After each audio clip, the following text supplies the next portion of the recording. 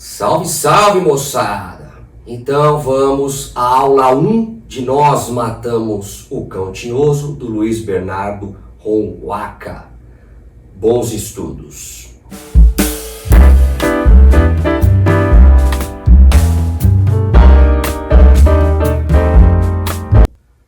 Muito bem, então chegou a hora da gente dissecar essa obra interessantíssima, Nós Matamos o Cão Tinhoso, do escritor moçambicano, isso já é uma informação muito importante, daqui a pouco a gente fala sobre isso, Luiz Bernardo Honwaka. Veja, a primeira coisa que nós precisamos saber sobre essa obra.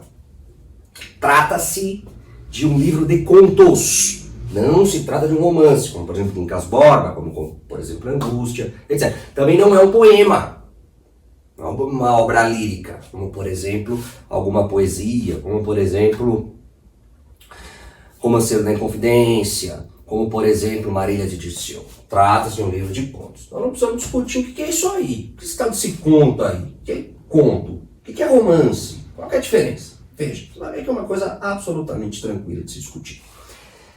Tanto o conto, quanto a novela, quanto o romance, são narrativas. Ponto. Narrativas.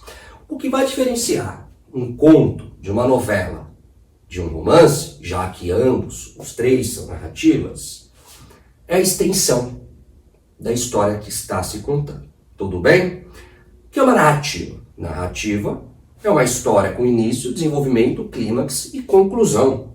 Personagens, tempo, espaço, conflitos, avanços, culminando num final, numa conclusão. Tá certo? Uma narrativa. Quando alguém chega para você e conta uma história, ontem eu fui até o mercado, mas no caminho eu tomei uma multa, etc. Fiquei tão desgostoso com aquilo que até voltei para casa sem fazer as compras. Isso é uma narrativa. Teve o início, desenvolvimento e a conclusão. A conclusão que eu acabei voltando sem fazer as compras. Tá certo? Bom, básico, trivial. A diferença é, um conto é uma narrativa bem breve, bem curtinha, com poucos conflitos. A novela já é uma narrativa intermediária, maior do que o conto, certo? Menor que o romance, mas menor do que o romance. E o romance é uma narrativa mais extensa, com mais conflitos, mais acontecimentos, mais progressão temporal. Se a gente for colocar em número de páginas, o conto ele tem de 1 até 40 páginas, mais ou menos. A novela de 40 páginas tem mais ou menos 100, 120 páginas. E o romance, mais 120 páginas. Tranquilo, tá bom? Aqui no caso são 9 contos, que depois nós vamos destrinchar um por um, sendo o mais importante deles o primeiro, que dá título ao livro. Nós Matamos o Cão Tinhoso. Um conto bastante simbólico, alegórico, complexo. Bem, outra coisa de cara que nós temos que saber é que se trata de uma obra moçambicana. Nós, aqui no Brasil, nós estamos mais acostumados com literatura brasileira e com literatura portuguesa. Brasileira porque nós somos brasileiros, obviamente. E portuguesa porque nós fomos colonizados por Portugal. Durante muitos séculos foi a nossa metrópole. Né?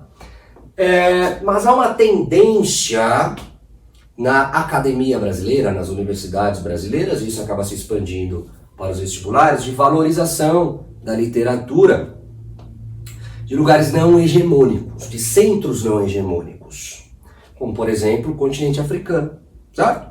De modo que, há algum tempo, a FUVEST colocou uma obra angolana muito interessante, chamada Mayombe. Até o ano passado, havia um romance moçambicano muito interessante do Mia Couto, que é o Terra Sonâmbula. E a partir do ano do vestibular 2024, nós matamos o Cão Tinhoso, Moçambique, um país também colonizado por Portugal, assim como Angola, assim como o Brasil, assim como São Tomé e Príncipe. Tá certo? Bom, aí nós entramos num assunto assim que é de suma importância. Agora você tem que prestar toda a atenção no universo, que é o contexto histórico em que o Honwaka vai elaborar, redigir, escrever e publicar o livro. E também, obviamente, o contexto com o qual ele vai dialogar na obra, tá certo? Nós não vamos conseguir compreender as narrativas, os contos, sem passar pela contextualização histórica. Então, veja. Essa literatura africana da segunda metade do século XX, e vamos lembrar que Nós Matamos o Cão Tinhoso é um livro publicado no ano de 1964, portanto, segunda metade do século XX, ela é denominada como literatura de guerrilha. É uma expressão que eu acho fabulosa. É uma expressão assim que já dá o caminho das pedras. Por quê? Porque se trata de uma literatura de resistência. Por isso, a ideia de guerrilha. Não, resistência a quê? Tá? Contra quem esses escritores estão lutando? A metáfora é fabulosa. Tal qual um soldado, um militante, um guerrilheiro, literalmente, pega em armas para defender sua causa, o escritor vai contribuir com a escrita, intelectualmente. Certo? Agora, resistência contra quem? Veja, o contexto de publicação dessa obra é pré-guerra de descolonização. A guerra de descolonização moçambicana vai se iniciar exatamente no mesmo ano de publicação do romance. Então vamos assim, com muita calma, com andor, porque o sangue é de barro. Veja. Acontece que Portugal vai estabelecer contato com aquela região da África, que posteriormente vai ser chamada de Moçambique, no ano de 1498, quando o grande navegador português, Vasco da Gama, vai passar por ali para chegar até as Índias. Diga-se de passagem, essa viagem feita pelo Vasco da Gama, em 1498, é o tema central da obra máxima em língua portuguesa, né, que são os Lusíadas. Muito bem. Estabeleceu-se um contato ali entre a população local, autóctone, e os portugueses. Muito bem. Em 1501, portanto, já depois do descobrimento, entre aspas, do Brasil, Portugal vai estabelecer uma administração colonial naquela região. Ou seja, as relações vão ficar mais complexas, vão se aprofundar mais. Em 1569, Moçambique vira uma capitania geral portuguesa. Pronto, os portugueses já fincaram a bandeira, já se apoderaram do território. Tudo bem. Agora, a relação fica mais complexa, a coisa fica mais interessante, até porque foge apenas da relação Portugal-África, vai se tornar algo maior no sentido da relação entre nações imperialistas europeias e o continente como todo africano no final do século XIX. Aí a porca torce o rabo. Porque os europeus, as potências imperialistas europeias, elas vão começar a olhar para o continente africano visando duas coisas. Matéria-prima para a sua indústria. Nós estamos aqui no contexto da segunda revolução industrial. Então a Europa, o capitalismo europeu precisa de recursos naturais, certo? Cada vez em maiores proporções. E segundo, um mercado consumidor para os produtos que eles, europeus, estão produzindo, certo? Muito bem. Eles olham para a África e vem ali uma possibilidade de matar dois coelhos numa cajadada só. Se a gente dominar o continente africano, a gente consegue se apoderar das riquezas naturais e estabelecendo os nossos valores ocidentais, liberais, iluministas, a gente consegue inserir toda essa população na esfera do consumo. Inclusive, vão se utilizar aqui de um forte racionalismo de teor cientificista para justificar a necessidade do domínio do território africano. no sentido de que os europeus, eles vão levar a luz da razão, vão tirar aquela população das trevas, vão levar civilidade para aquela região, certo? É o fado do homem europeu. Bom, só que tem um problema. As potências imperialistas, elas começam a vislumbrar, a perceber que isso pode dar errado, pode dar desentendimento entre elas, certo? Porque uma nação pode pleitear para si um território maior do que as outras nações imperialistas acham que é justo, etc. Para não dar uma guerra entre elas, confusão generalizada, essas potências imperialistas vão fazer um congresso, uma conferência, o Congresso de Berlim, entre 1884 e 85. Para quê? Para decidirem, democrática civilizadamente, entre eles, para quem vai ficar cada região, para qual nação vai ficar tal ou qual região, africana, continente africano. A isso dá-se o nome, ou a consequência do Congresso de Berlim, e esse entendimento entre as potências imperialistas, né, ou um aparente entendimento, vai dar na famosa partilha da África. É como se fosse assim, literalmente, eles vão dividir o continente africano a régua. Vão pegar um mapa da África, vão abrir a mesa, e a regra vão decidir, ó, isso aqui é pra mim, isso aqui é pra você. Então ela fala assim, ó, eu já estou presente lá em Moçambique desde 1498, em Angola desde meados do século XV, então não tem negociação. Angola, Moçambique são territórios meus, etc. A Grã-Bretanha fala assim, ó, a África do Sul é minha, etc. Tá certo? Como nós podemos ver aí no mapa que eu apresento a vocês. Veja bem, olha só. Olha o que era o continente africano antes do Congresso de Berlim e da Partilha da África. Olha o que se tornou o continente africano a partir da partilha do continente.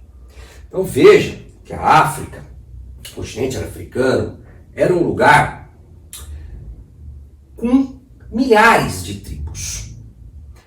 Os europeus vêm sem se preocuparem com a questão social, com a questão tribal, com a questão histórica, com a questão cultural. Dividem o continente à régua. E a consequência desse processo é nefasta. Porque vamos pegar, por exemplo, sei lá, vamos pegar Angola. Olha só Angola aqui, ó. Olha Angola aqui no mapa. Veja. Agora isso aqui é Angola, isso aqui é de Portugal. Tá, legal. Só que vamos voltar aqui no mapa tribal. Vamos voltar aqui, ó. Olha só. Olha o tanto de tribos. Olha o tanto de territórios pertencentes a tribos diferentes estão localizadas dentro desse território maior agora, denominado Angola. Várias tribos. Problema. Muitas dessas tribos eram inimigas, eram rivais, tinham desentendimentos históricos. E agora são obrigadas a conviver no mesmo espaço, sobre o mesmo regime administrativo, colônia portuguesa. Certo? Esse problema não foi superado até hoje no continente africano. Vira e mexe, você que está me assistindo, lê ou assiste na televisão ou na internet, sei lá, notícias sobre guerras civis no continente africano. Por quê? Até hoje se dá dessa maneira. Você pega, por exemplo, sei lá, em Angola, um quimbundo é inimigo de um kikongo. Então, a partir do momento que Angola consegue a sua emancipação política, a sua independência, esses diferentes grupos vão disputar o poder. Mesma coisa, guarda as devidas proporções, acontece no Oriente Médio, o conflito entre sunita, entre xiita, entre o povo X e o povo Y, que vai disputar o poder dentro de um país depois da saída dos europeus, né? Deixando aquele território num terrível caos. Bem, voltemos aqui agora para a luz, ó. Voltemos. Acontece que em 1945 acaba a Segunda Guerra Mundial. E com o fim da Segunda Guerra Mundial, duas potências se tornam hegemônicas e vão disputar o controle do mundo e a influência no mundo. Os Estados Unidos, de um lado, representando o liberalismo capitalista, do outro lado, a União Soviética, União das Repúblicas Socialistas Soviéticas, representando os ideais comunistas. E neste contexto de Guerra Fria, que é o nome que se dá à disputa entre Estados Unidos e União Soviética, inclusive um período tenebroso, de muita ameaça de extinção da humanidade, por conta do fato de que os dois países contavam com bombas nucleares. Nesse contexto, no continente africano todo, eclodem, surgem, pipocam movimentos emancipatórios, que por sua vez vão resultar em guerras de descolonização em todo o continente africano. É óbvio que Moçambique não vai ser diferente, certo? Inclusive, na ampla maioria dos casos, esses movimentos emancipacionistas e nacionalistas financiados pela União Soviética, tá certo? No caso específico de Moçambique, a guerra de descolonização começa no ano de 1964 e termina no ano de 1975. Bom, vamos destrinchar um pouquinho melhor isso daqui. O principal movimento de resistência contra o colonialismo português, o principal movimento de luta pela descolonização de Moçambique é a Frelimo. Frelimo. Acompanha comigo, ó. Frente de Libertação Moçambicana. De novo, Frente de Libertação Moçambicana. Movimento financiado pela União das Repúblicas Socialistas Soviéticas. Certo? Muito bem. Que vai lutar, óbvio, contra o exército português, mais especificamente, contra a famosa PIDE. O que é PIDE, ó? Polícia Internacional de Defesa do Estado. Polícia Internacional de Defesa do Estado. Beleza? Uma polícia colonial portuguesa.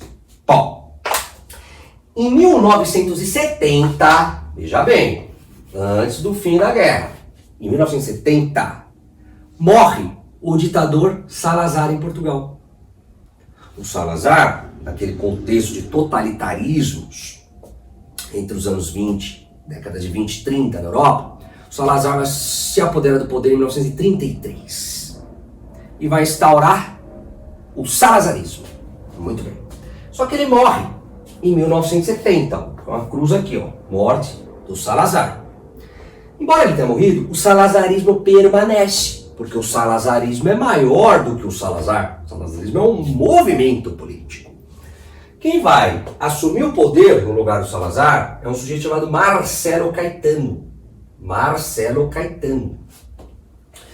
E em 1975 há um movimento de contestação ao regime salazarista muito forte, que vai resultar na Revolução dos Cravos.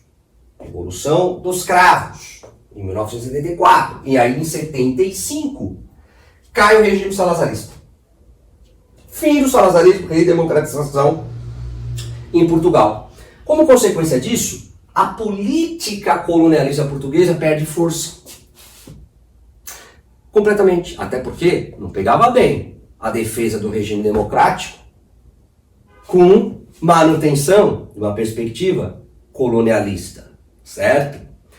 E aí, nesse contexto, se enfraquece a PIDE o exército colonial português, de modo que em 1975 os moçambicanos, assim como os angolanos, conseguem a descolonização. Vou repetir, hein? Tanto em Portugal, em Moçambique quanto em Angola, a vitória dos grupos emancipacionistas, a descolonização se dá no ano de 1975. Como resultado da queda do salazarismo. Tá certo?